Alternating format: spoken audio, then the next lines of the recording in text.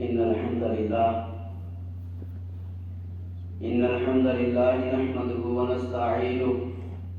ونستغفره ونعوذ بالله من شرور أنفسنا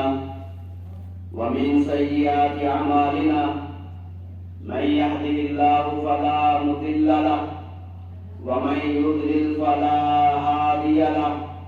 أشهد أن لا إله إلا الله وحده لا شريك له وأشهد أن محمدا عبده ورسوله يا أيها الذين آمنوا اتقوا الله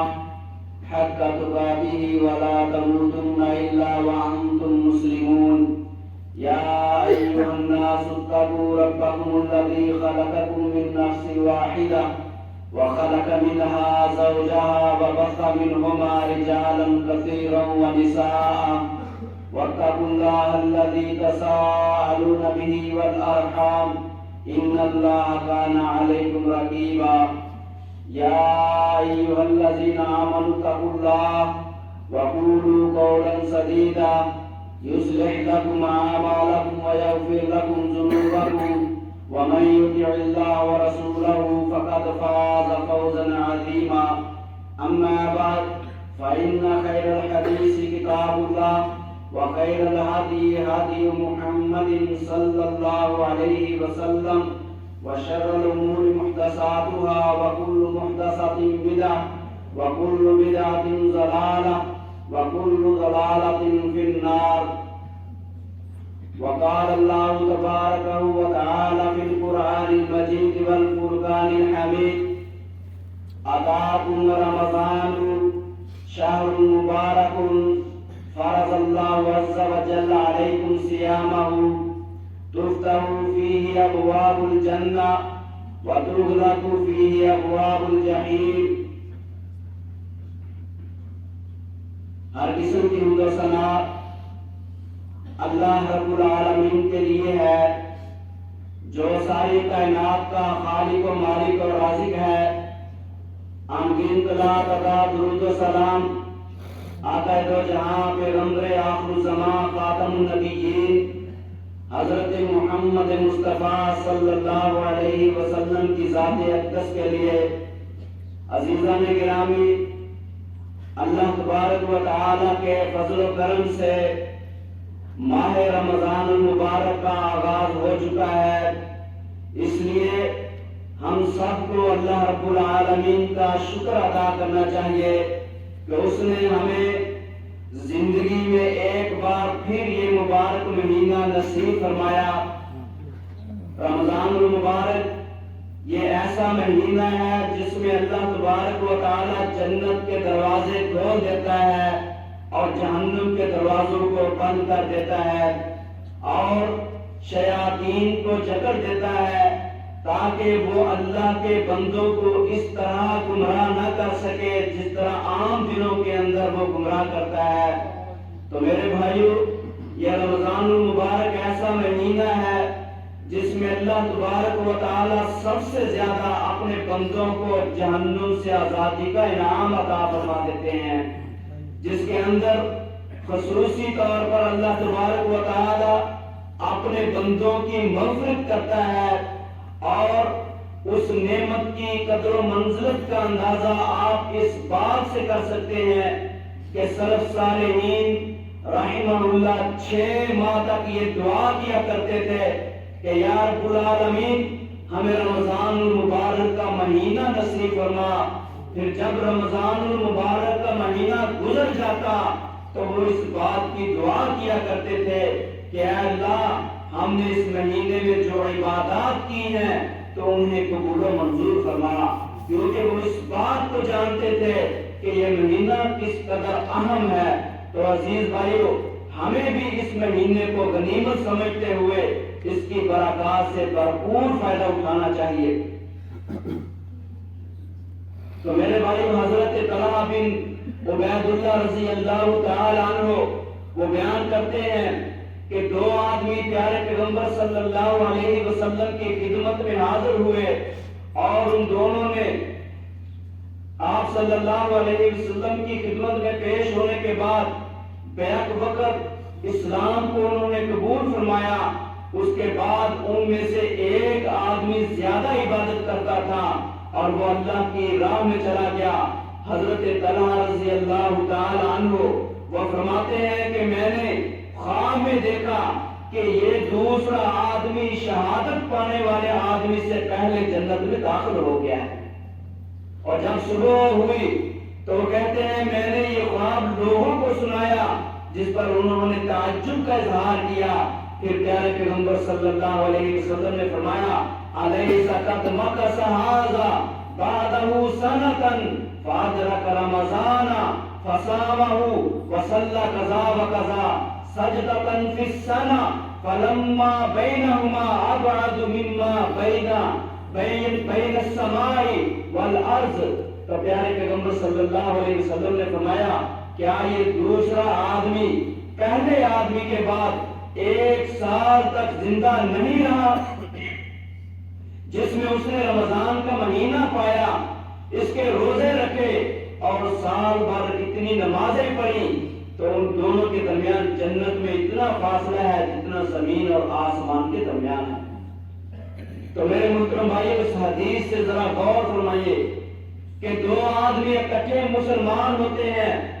ان میں سے ایک دوسرے کی نسبت زیادہ عبادت گزار تھا اور اسے شہادت کی موت نصیب ہوئی، جبکہ دوسرا آدمی پہلے آدمی کی بنسبت کم عبادت کرتا تھا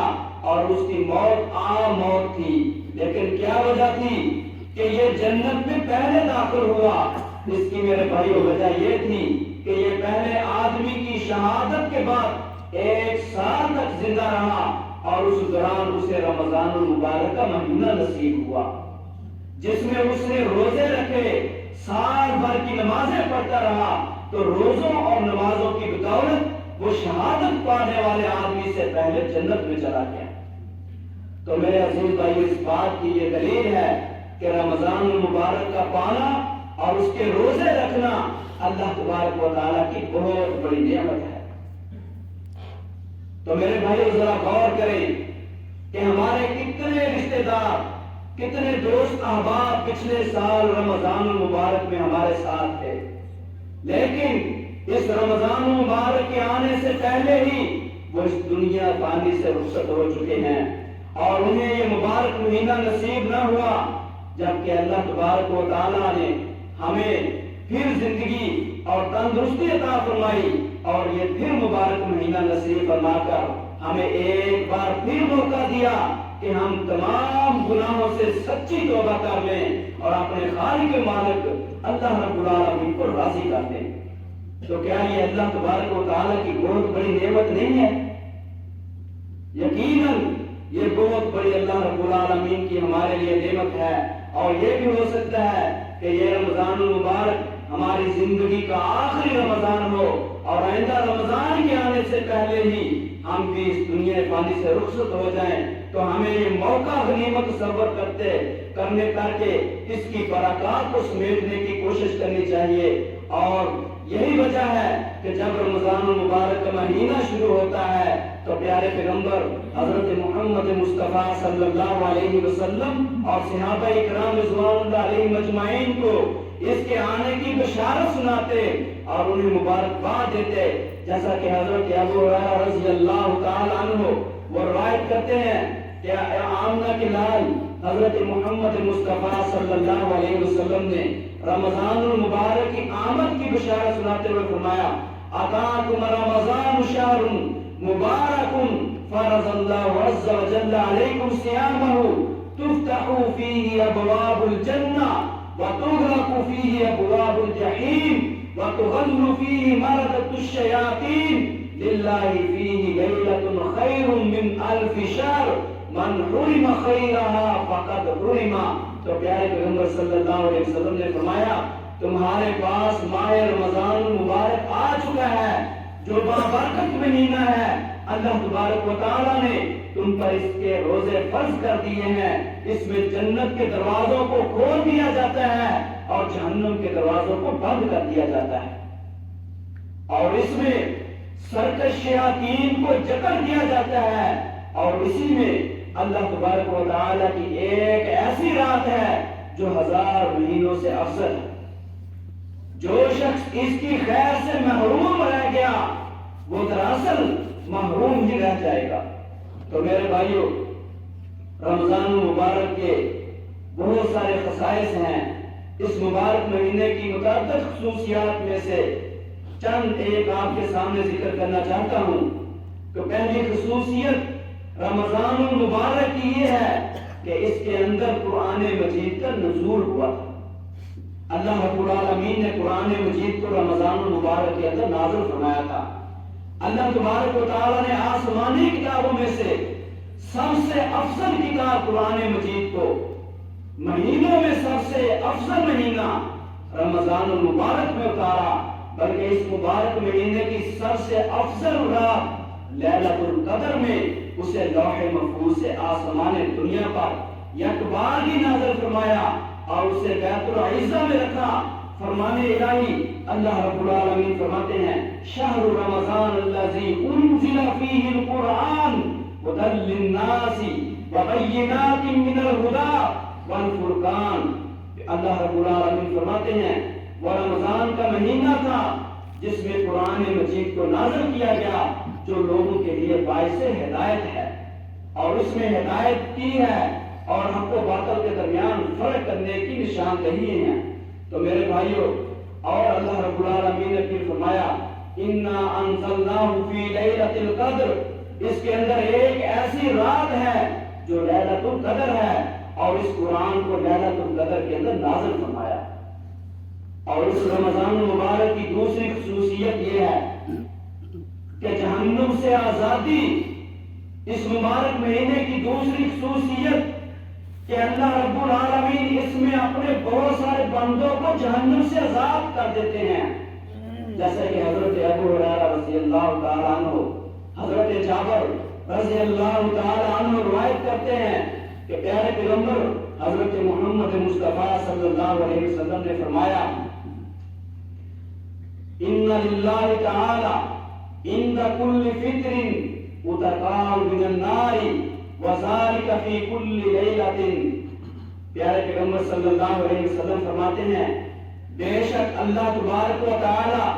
ہر افطاری کے وقت بہت سارے لوگوں کو جہنم سے آزاد کرتے ہیں، اور ایسا ہر رات میں ہوتا ہے۔ حضرت ابو سعید خدری رضی اللہ تعالیٰ عنہ وہ روایت کرتے ہیں پیارے پیغمبر صلی اللہ علیہ وسلم نے فرمایا ان للہ تبارک و تعالی اتقاء فی کل یوم و لیلۃ یعنی فی رمضان وان لکل مسلم فی کل یوم و لیلۃ دعوۃ مستجابۃ۔ حضرت ابو سعید خدری رضی اللہ تعالیٰ عنہ وہ روایت کرتے ہیں کہ پیارے پیغمبر صلی اللہ علیہ وسلم نے فرمایا بے شک اللہ تبارک و تعالی رمضان المبارک میں ہر دن اور ہر رات بہت سارے لوگوں کو جہنم سے آزاد کرتے ہیں، اور ہر دن اور ہر رات ہر مسلمان کی ایک دعا کو قبول کیا جاتا ہے۔ تو میرے عزیز بھائیو، ان احادیث کے پیش نظر ہمیں اللہ رب العالمین سے خصوصی طور پر دعا کرنی چاہیے کہ وہ ہمیں بھی اپنے ان خوش نصیب بندوں میں شامل کر لے جنہیں وہ اس مہینے میں جہنم سے آزاد کرتا ہے، کیونکہ اصل یہی کامیابی ہے، یہی کامرانی ہے۔ اللہ تبارک و تعالیٰ فرماتے ہیں فَمَنْ زُحْزِحَ عَنِ النَّارِ وَأُدْخِلَ الْجَنَّةَ فَقَدْ فَازَ وَمَا الْحَيَاةُ الدُّنْيَا إِلَّا مَتَاعُ الْغُرُورِ۔ جس شخص کو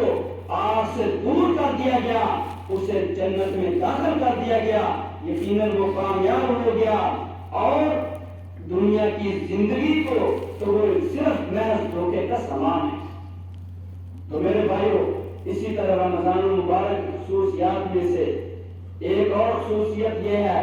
کہ اس مہینے کے اندر اللہ تبارک و تعالی جنت کے دروازوں کو کھول دیتا ہے اور پھر جہنم کے دروازوں کو بند کر دیتا ہے،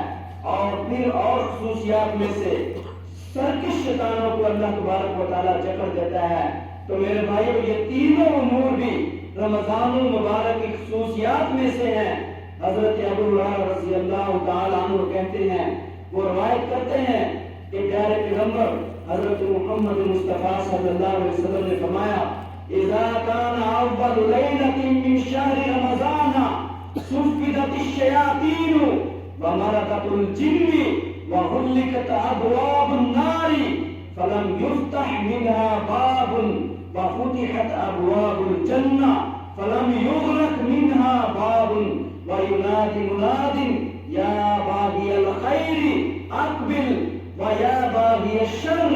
اقصر. پیارے پیغمبر صلی اللہ علیہ وسلم فرماتے ہیں جب ماہ رمضان کی پہلی رات آتی ہے تو شیطانوں اور سرکش جنوں کو جکڑ دیا جاتا ہے، جہنم کے دروازوں کو بند کر دیا جاتا ہے اور اس کا کوئی دروازہ کھلا نہیں چھوڑا جاتا، اور جنت کے دروازوں کو کھول دیا جاتا ہے اور اس کا کوئی دروازہ بند نہیں چھوڑا جاتا. اور ایک اعلان کرنے والا پکارتا ہے، وہ پکار کر کہتا ہے اے خیر کے طلبگار آگے بڑھو اور اے شر کے طلبگار اب تو شر سے رک جا. تو میرے عزیز بھائیو، اسی طرح رمضان المبارک کی خصوصیات میں ایک ایسی خصوصیت والی رات ہے جس میں 1000 مہینوں سے بہتر عبادت ہے. اللہ رب العالمین فرماتے ہیں لیلۃ القدر خیر من الف شہر، لیلۃ القدر یہ 1000 مہینوں سے بہتر ہے. اور اسی لیے یہ مختصر سے آپ حضرات کے سامنے رمضان المبارک کی خصوصیات رکھی ہیں. آئندہ خطبہ جمعہ میں انشاءاللہ زندگی موقع دیا تو آگے بیان کروں گا. اللہ رب العالمین سے دعا ہے جو سنا اور سنایا ہے اس پر عمل کرنے کی توفیق عطا فرمائے. وآخر دعوانا ان الحمدللہ رب العالمین.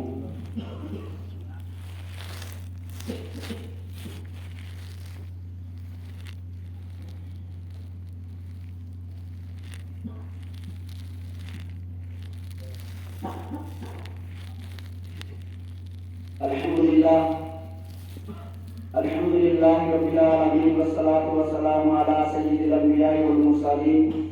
وعلی آلہ وصحبہ اجمعین. اما بعد ان اللہ وملائکتہ یصلون علی النبی یا ایھا الذین آمنوا صلوا علیہ وسلموا تسلیما. اللہم صل وسلم علی محمد سید الانبیاء والمرسلین وعلی اصحابہ والتابعین خصوصا على الخلفاء الراشدين المهديين وعلى من تبعهم بإحسان إلى يوم الدين. اللهم أعز الإسلام والمسلمين، اللهم أعز الإسلام والمسلمين وأذل الشرك والمشركين ودمر أعداء الدين واجعل هذا البلد آمنا مطمئنا وسائر بلاد المسلمين. اللهم إنا نسألك العفو والعافية في الدنيا والآخرة. اللهم إنا نعوذ بك من البر من الجنون والجذام ومن شيء الأسقام. اللهم ارفع بلاءنا والبلاء. اللهم أعز الإسلام والمسلمين. اللهم نبر قلوبنا بنور الإيمان. اللهم اغفر للمؤمنين والمؤمنات والأحياء منهم والأموات. عباد الله إن الله يأمر بالعدل والإحسان وإيتاء ذي القربى وينهى عن الفحشاء والمنكر والبغي يعظكم لعلكم تذكرون. اذكروا الله العظيم الجليل يذكركم واشكروه على نعمه يزدكم ولذكر الله أكبر والله يعلم ما تصنعون.